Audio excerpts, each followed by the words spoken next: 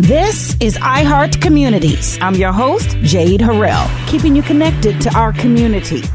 All right, well, an incredible phenomenon is happening in our world, actually out of our world, that we get to witness a total solar eclipse happening on Monday. My point person and point place will be the St. Louis Science Center. I'm joined today by Bert Vescolani, President and CEO. Bert, welcome.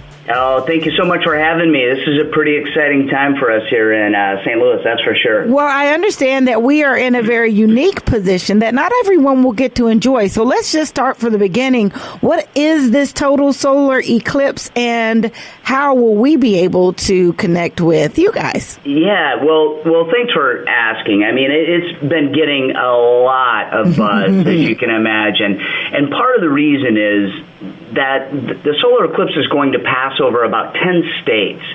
And in the continental United States, just about everyone will be able to see some level of the eclipse, partial or full and total eclipse. We happen to be perfectly placed and perfectly timed, from my perspective, in the middle of the day and in the middle of the country. We couldn't have organized this much better if we wanted to.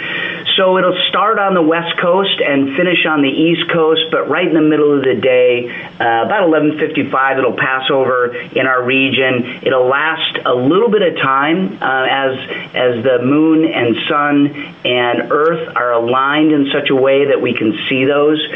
You'll start with a partial blockage, and then it'll fill up, and depending on where you are in the region here, you will either go to a partial, pretty heavily partial, pretty obscured, I would say, and then from that you could have a total eclipse. So it's a little bit south of the Science Center. Carbondale, I think, is the sweet spot of total eclipse, and but it'll be great viewing from all around the region, and that's what's really exciting, I think, for us.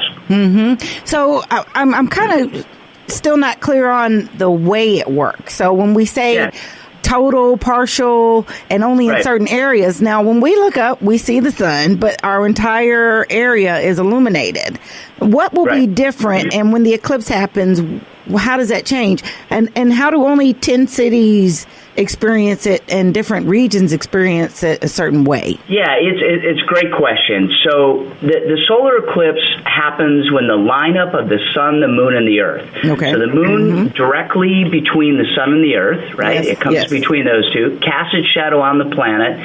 And if you're in the dark part of the shadow, what they call the umbra, you'll see a total eclipse. If you're in the light part, you'll see a partial eclipse. Okay.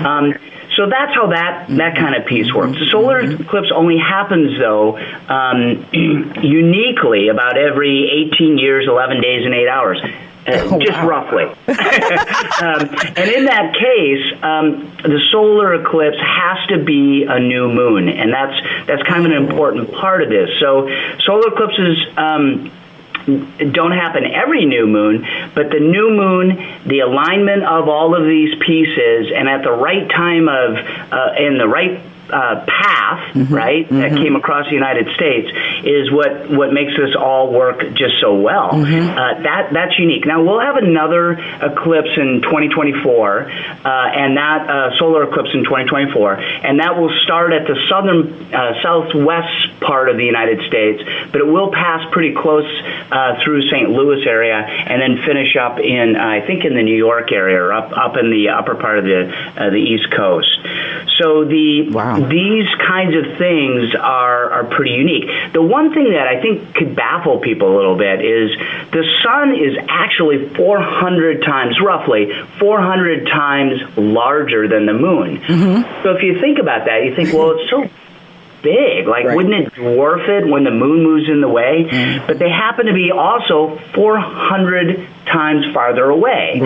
So you've got this perfect combination of new moon placed in our country And all of these things colliding at the right time, it's just too good to be true. Right.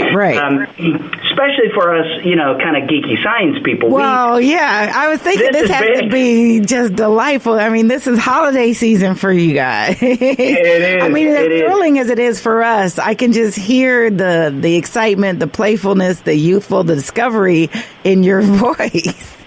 Well, I will tell you, I think that's what's super exciting for us. We all love to see it, and our team is, obviously very excited. And I'm by no means an astronomer. I'm kind of like everyone else. I'm learning as it goes. Mm-hmm. But I will tell you, this will ignite some passion in kids, and that's what our mission's all about. That's right. That's where your passion is as well. It is, mm-hmm. and this will maybe open some doors for kids to dig a little deeper, even parents or adults to learn a little bit more about what's going on up in space and how our place on this planet is affected by everything around us. And I think that's pretty exciting. And I hope that will ignite some interest and passion for some people to either become young astronomers or amateur astronomers or in some way, shape, or form pursue learning at least a little bit more. Absolutely. Well, I see it as a great connector.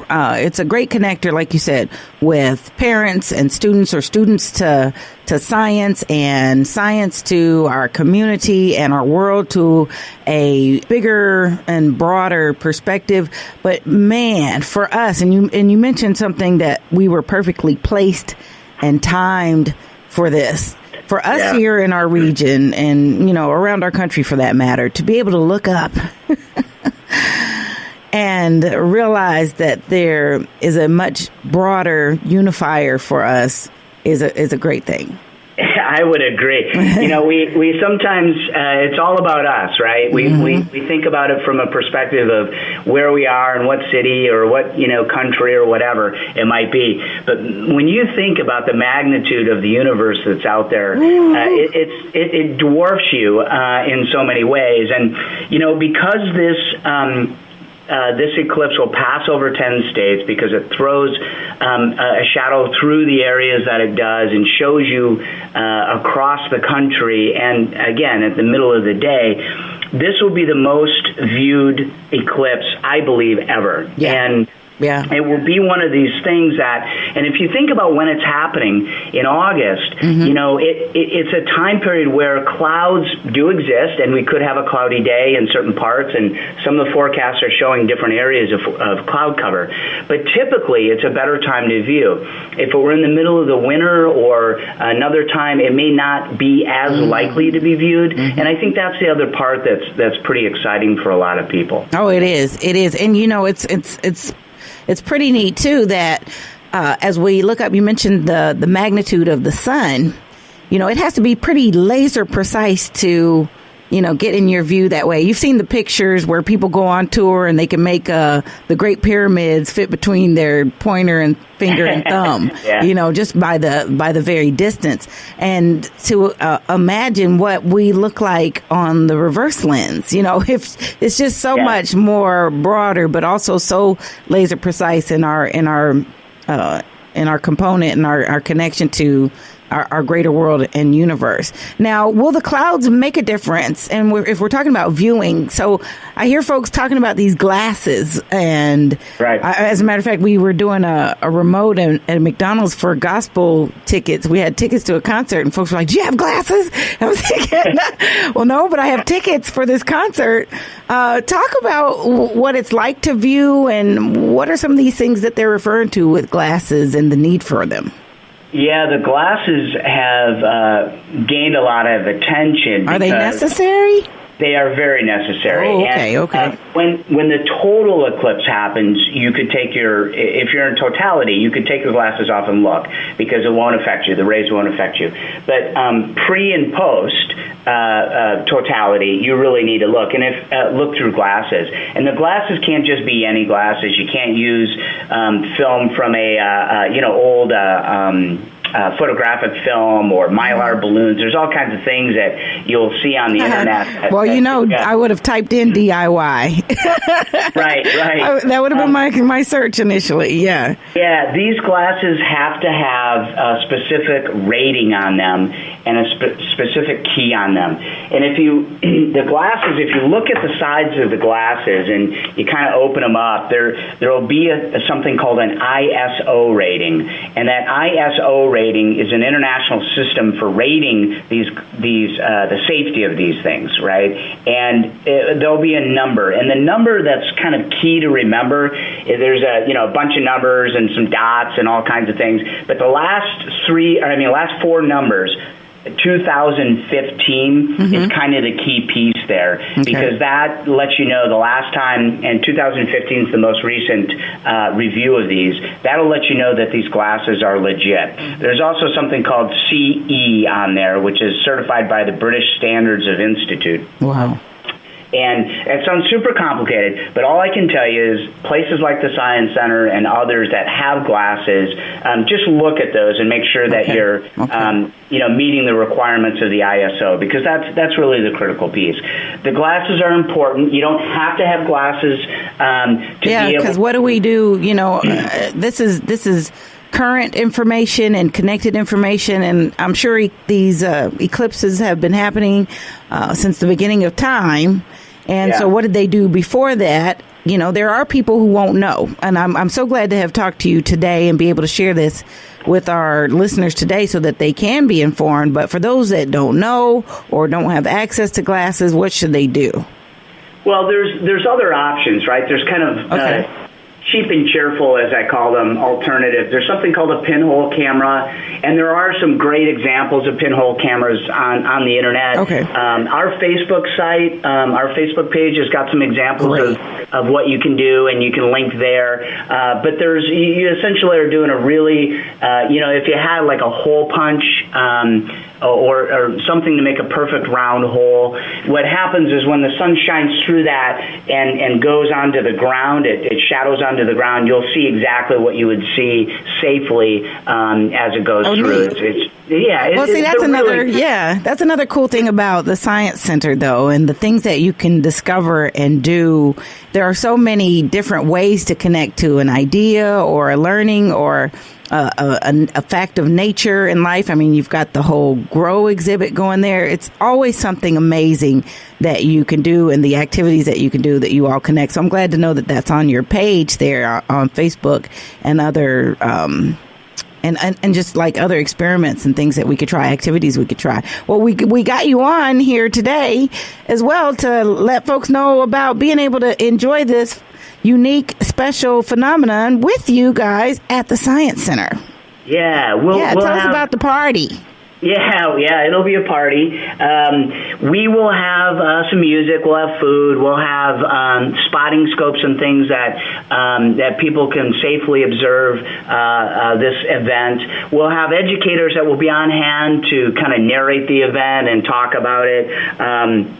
We'll have all kinds of resources. We built an Eclipse exhibit earlier this year, and it's in the Planetarium, and then we have one on the other side of the highway in the main building. And so that will be available. We also are doing sky shows that are about the eclipse so that people can understand a little bit more in depth about how it all works and what it's all about. There we go. So if you understand a little bit, but you want to learn a little bit more, we're definitely the place to come to see that. And if you want to just have fun and come out and enjoy what will be a hot day, I think, but hopefully a little bit of clouds, but not much at all, I think is what they're calling for in St. Louis. So I hope that continues. And it will be, regardless, you'll have an opportunity to get a sense of what this is all about and how it all works. It'll be a fun day. It'll be a, kind of an active, laid back, but really exciting day to see.